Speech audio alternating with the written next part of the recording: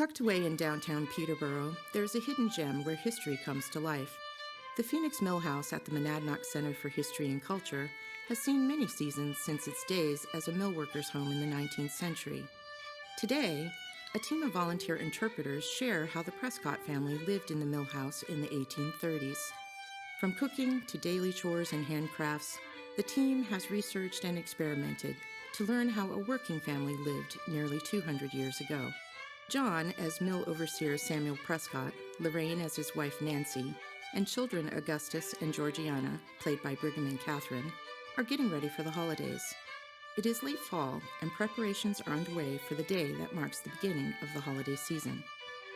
This is Thanksgiving in the Mill House. All right, it's the holiday season, and I'm starting to get ready.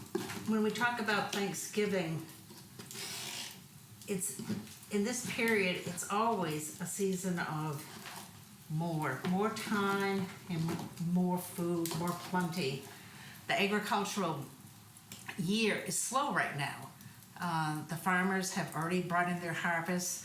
There's no planting to be done, so they've got more time on their hands. And because of a good harvest, there's a lot of food to be had as well.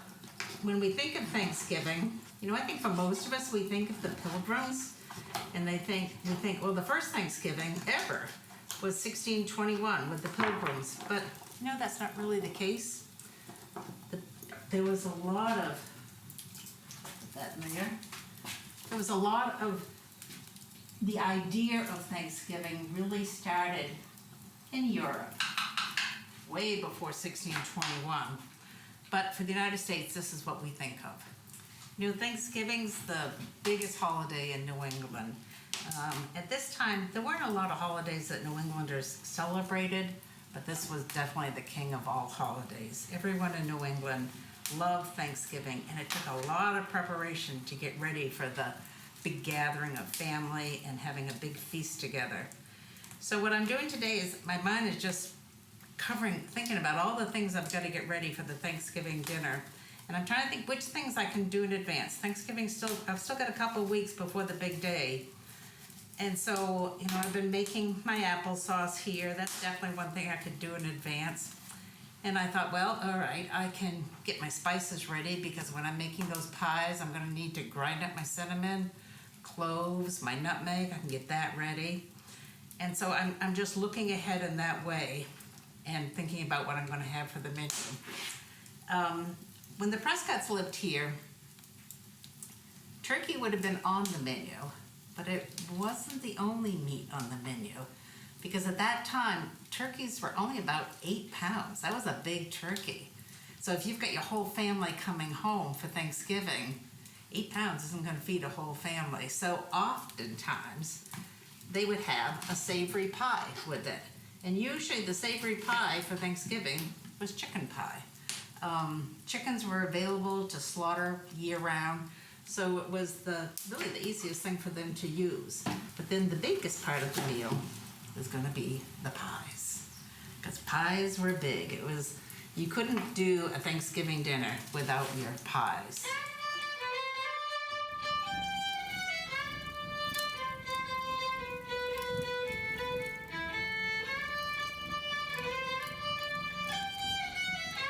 It certainly feels nice to sit down and have a little rest after all the work we've been doing, getting ready for Thanksgiving coming up. Yeah. I can't imagine what it was like for Sammy working 12-hour days on the week and 10 on Saturdays. Needed a little rest or time to get something done at home. All right, at least he had Sunday, but his day off on Sunday. But looking forward to Thanksgiving. They would have been waiting for the time when they go to church, and the minister from the pulpit announces that Thanksgiving is going to be the following Thursday.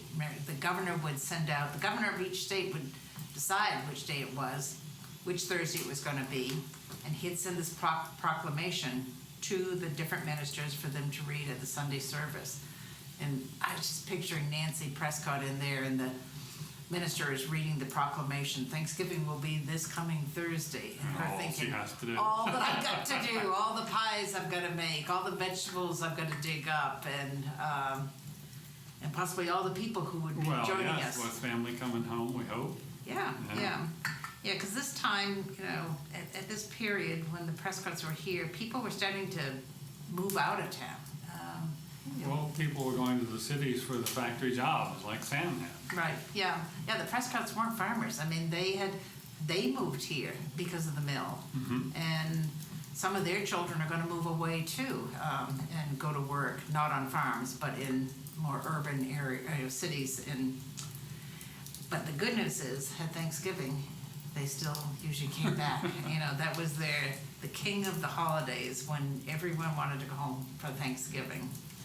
It reminds me of the Thanksgiving, we think of it as a Christmas song, Over the River and Through the Woods, but it actually started out as a New England boy's Thanksgiving Day. So it was a Thanksgiving song or poem. But it starts out, over the river and through the wood, to grandfather's house we go. The horse knows the sleigh. Way to carry the sleigh. Horse knows a way to carry the sleigh through the white and drifting snow. So that's a little different too. Well, with less snow at Thanksgiving these days, old timers around here say they used to go ice skating routinely on Thanksgiving, and that hasn't happened in quite a while. Yeah.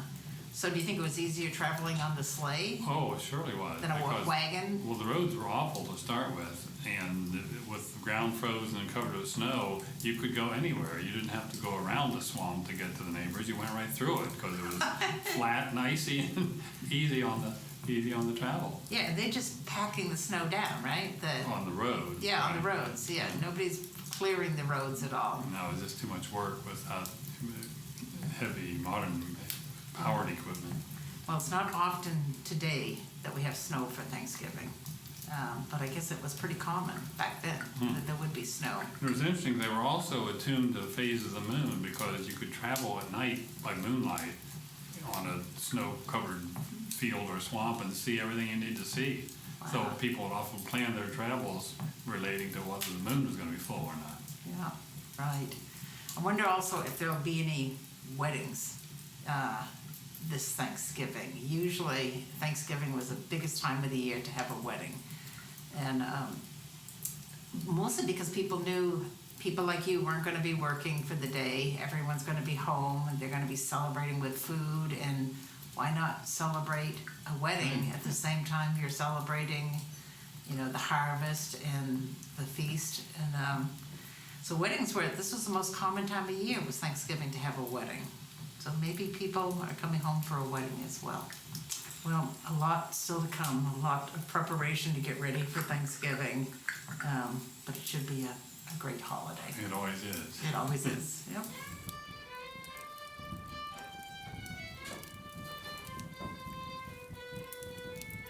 All right, I'm still working on my pies for Thanksgiving. We still got a good week or two before Thanksgiving, but I'm gonna get these done in advance. And then what I'm gonna do is I'm gonna put them in the coldest spot I can find in this house. This house doesn't have a root cellar, but in November and through the rest of the winter, it's cold in here. And especially on the second floor where there aren't any fireplaces. So if I put them at the end of the second floor, that's the coldest part of the house up there. My hope is that the pies actually freeze. Because if they freeze, then I've got pies for the spring. So I'm gonna make a lot of pies. The one that I've got already made, I've got my cranberry pie made here. So this is ready to go up into the second floor attic room.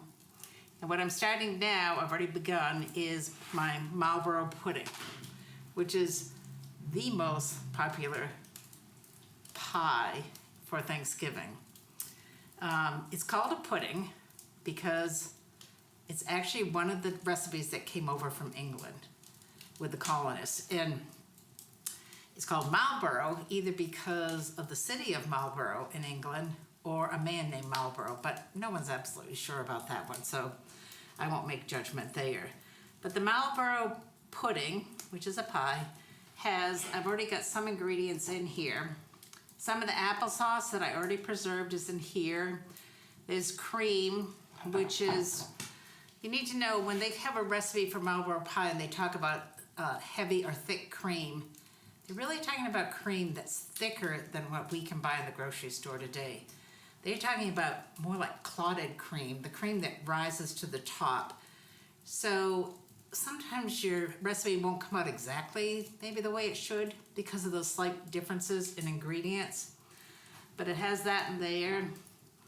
It's got sherry in here, and that smells so good. But to make the pie without that sherry isn't worth doing. So all I have left to add, I believe, is I've got my spices in, so I need to add my eggs. The Prescott family did have a garden right off the kitchen here. And to the side, they would have had some chickens. And so eggs, I can get myself. I don't have to go to the store to get these. So I've got my eggs in here. Now I'm gonna whisk them up. This is Nancy's whisk, and it's the best whisk I think I've ever used. It's just some birch branches with the bark has been peeled off, and just a little wire to hang them together. This was the most popular dessert at Thanksgiving, but now nobody knows about it. I don't really know why it went out of fashion, because it's really very good. It's like a custard pie with applesauce. That's how I think of it.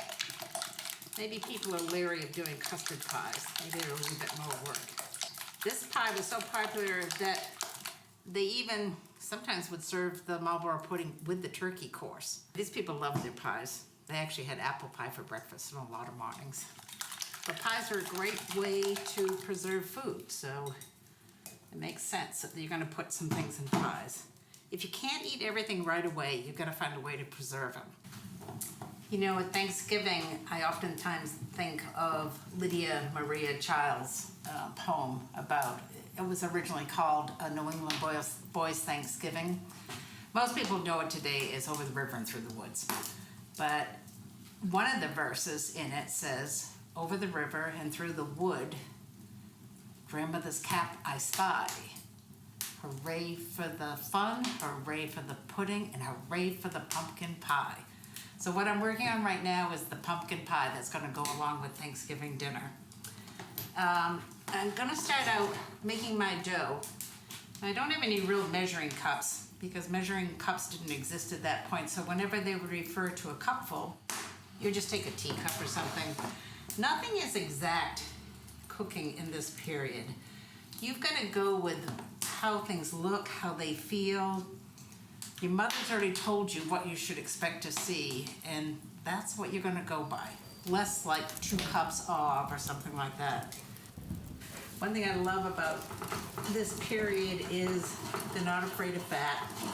They love cooking with butter. Butter was never in little use. Always a lot of butter on everything. But some of the pie recipes that I found, they would call the pie dough paste. This is your paste. I'm going to pour in my pumpkin pie filling. You can smell the cinnamon and the nutmeg. That looks like about enough. All right. My grandmother used to always tell us to save these scraps. Roll it out again with some butter, cinnamon, and sugar. We call them cinnamon kisses, but everyone has their own name for that. And if I was Martha Stewart, I'd probably make little maple leaves right now to put on the top. All right, it's time to cook the pumpkin pie. So I've already had it, the Dutch oven, this container, cast iron container, and the lid in the fireplace getting warm. And so that I don't burn the bottom of the pie, I'm just going to use this little trivet first. So I put the trivet in. Now this is the tricky part.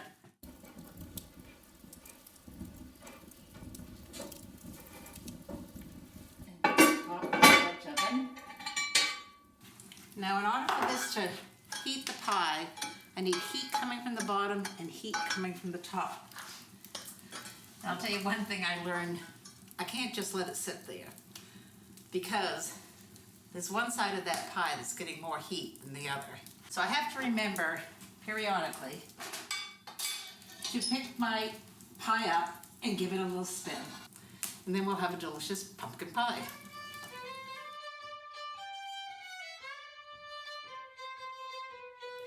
So from the Prescott family and everyone here at the Monadnock Center, have a happy Thanksgiving.